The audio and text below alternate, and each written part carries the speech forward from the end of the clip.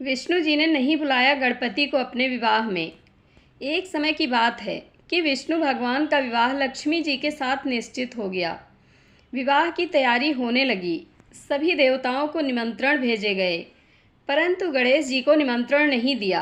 कारण जो भी रहा हो, अब भगवान विष्णु की बारात जाने का समय आ गया। सभी देवता अपनी पत्नियों के साथ विवाह समारोह में आए। उन सब ने देखा कि गणेश जी कहीं दिखाई नहीं दे रहे हैं। तब वे आपस में चर्चा करने लगे कि क्या गणेश जी को नहीं न्योता है या स्वयं गणेश जी ही नहीं आए हैं। सभी को इस बात पर आश्चर्य होने लगा। तभी सबने विचार किया कि विष्णु भगवान से ही इसका कारण पूछा जाए। विष्णु भगवान से पूछने पर उन्होंने कहा कि हमने गणेश जी के पिता भोलेनाथ महादेव को न्योता भेजा है। यदि गणेश जी अपने पिता के साथ आना चाहते तो आ जाते। अलग से न्योता देने की कोई आवश्यकता भी नहीं थी। दूसरी बात यह है कि उनको 1.25 मन मूंग, 1.25 मन चावल, 1.25 मन घी और 1.25 मन लड्डू का भोग दिन भर में चाहिए।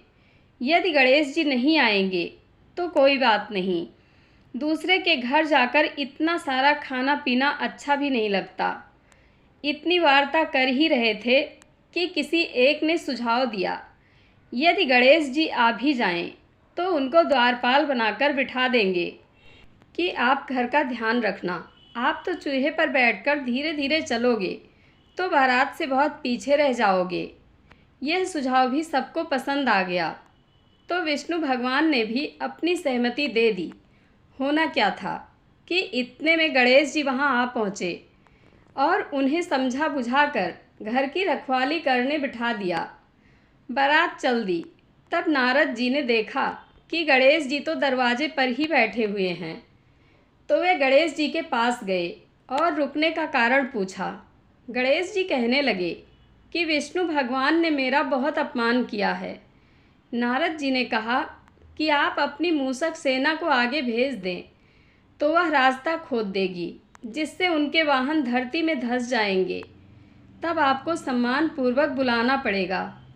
अब तो गणेश जी ने अपनी मूषक सेना जल्दी से आगे भेज दी और सेना ने ज़मीन पोली कर दी।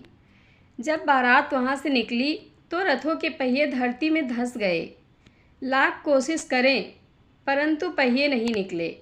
सभी ने अपने अपने उपाय किए, परंतु पहिए तो नहीं निकले, बल्कि जगह जगह से टूट गए। किसी की समझ में नहीं आ रहा था कि अब क्या किया जाए। तब तो नारद जी ने कहा, आप लोगों ने गणेश जी का अपमान करके अच्छा नहीं किया। यदि उन्हें मना कर लाया जाए तो आपका कार्य सिद्ध हो सकता है और यह संकट टल सकता है। शंकर भगवान ने अपने दूत नंदी को भेजा और वे गणेश जी को लेकर आए। गणेश जी का आदर सम्मान के साथ पूजन किया। तब कहीं रथ के पहिए निकले। अब रथ के पहिए निकल तो गए, परंतु वे टूट फूट गए, तो उन्हें सुधारे कौन। पास के खेत में खाती काम कर रहा था। उसे बुलाया गया। खाती अपना कार्य करने से पहले श्री गणेशाय नमः कहकर गणेश जी की वंदना मन ही मन करने लगा। देखते ही देखते खाती ने सभी पहियों को ठीक कर दिया। तब खाती कहने लगा कि हे देवताओं, आपने सर्वप्रथम गणेश जी को नहीं मनाया होगा और ना ही उनकी पूजन की होगी, इसलिए तो आपके साथ यह संकट आया है। हम तो मूर्ख अज्ञानी हैं, फिर भी पहले गणेश जी को पूजते हैं, उनका ध्यान करते हैं। आप लोग तो देवतागण हैं, फिर भी आप गणेश जी को कैसे भूल गए। अब आप लोग भगवान श्री गणेश की जय बोलकर जाएं, तो आपके सब काम बन जाएंगे और कोई संकट भी नहीं आएगा। ऐसा कहते हुए बारात वहाँ से चल दी और विष्णु भगवान का लक्ष्मी जी के साथ विवाह संपन्न करा के सभी सकुशल घर लौट आए।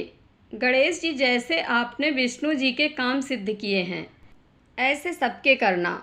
जय श्री गणेश। आप लोगों को कथा कैसी लगती है कमेंट बॉक्स में अपनी राय अवश्य दें। धन्यवाद।